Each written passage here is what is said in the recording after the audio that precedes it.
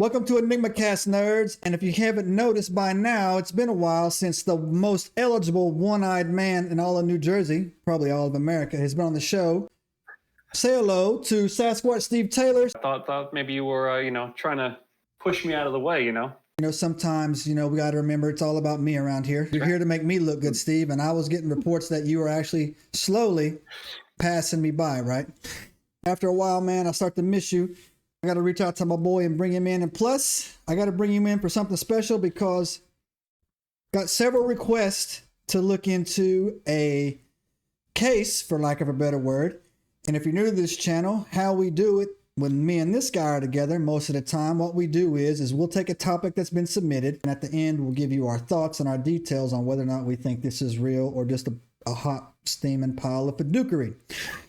So Steve's normally the pessimist, and I'm normally, I believe everything, but so maybe tonight I can redeem myself. What happens is, guys, is that the more stories we do, the more we learn some pattern recognition and like, okay, man, this sounds like it's a little something. But this one right now might be a little bit different because I've gotten 34 requests asking us to look into this thing, Steve, called the Beast of Bray Road.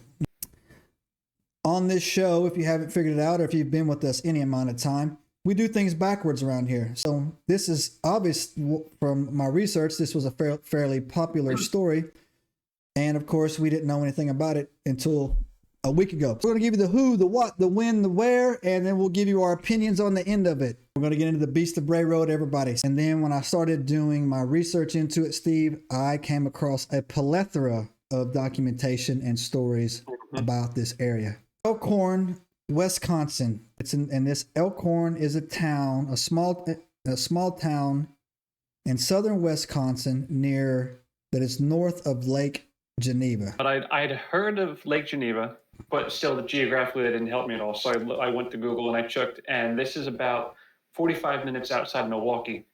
So, fun fact about Wisconsin, Enigmites, and Sasquatch Steve Taylor over there. It is the satanic capital of the United States of America. Late 1980s is what I got through all the 1990s. The earliest reporting was actually in 1936.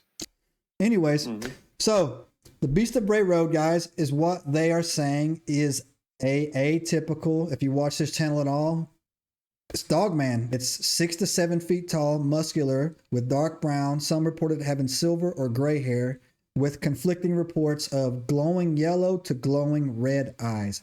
So I go and take the time and look and see if there's actually any police reports that were filed about these sightings. And the Beast of Bray Road has actually several police reports that were in there. So the first one I came across, Steve, was, I was calling it Witness 1, 1989, 1:30 a.m. Yeah, so she was coming home from a bar, closing the shift. And she goes around the corner on Bray Road and she sees the Beast of Bray Road, a 6 to 7 foot muscular dark brown with silver hair is what she said it was, squatting down on the side of the road, eating a roadkill with its claws like this, with the roadkill in its mouth. It looked at her, she looked at it, and she did not even think about stepping on the brakes, man, and went down the road a little bit, pulled over, and called 911. So that was sighting one, and that would be the first one that looked at 1989, the late 80s that went in there, right? And so, again, 3 years or 2 years later, no, several years later, like 10 years later, I went forward to 1991, right? Like 11 years later. So what she says, Steve, on her end is that she sees something coming out of the tree line, and as it starts coming out of the tree line, she knows it's something bad. So she jumps back in her car, slams on it, but this thing actually jumps up onto the roof of her car.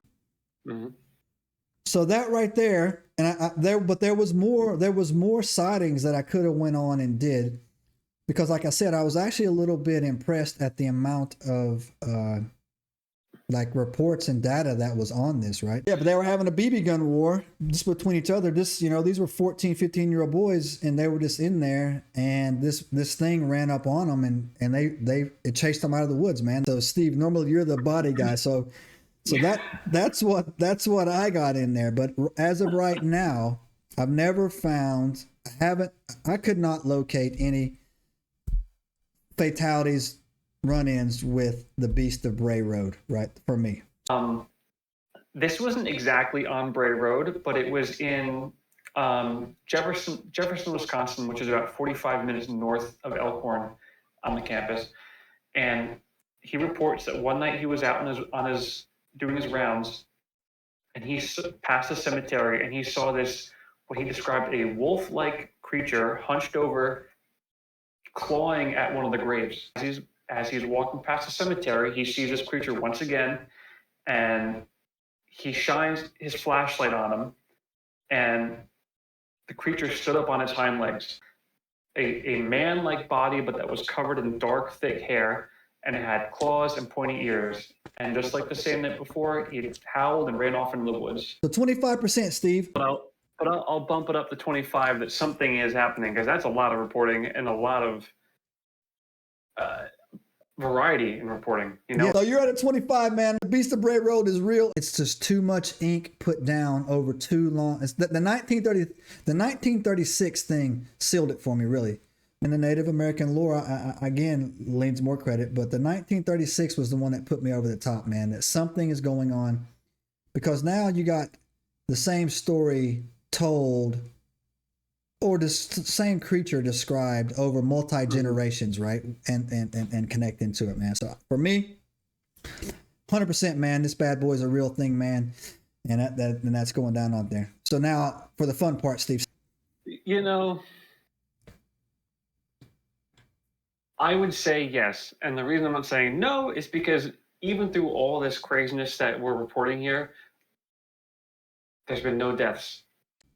I feel like you're saying, if we're talking about, you know, as you were mentioning with the Native American lore, it's almost as if they see them as protectors of the land. So as crazy as all that is, like I wouldn't feel too much in danger. So yeah, that's good. Well, now I gotta go because I can't be the wimp that doesn't go when you go. Subscribe now and turn on the notifications to join us on this extraordinary journey into the unknown.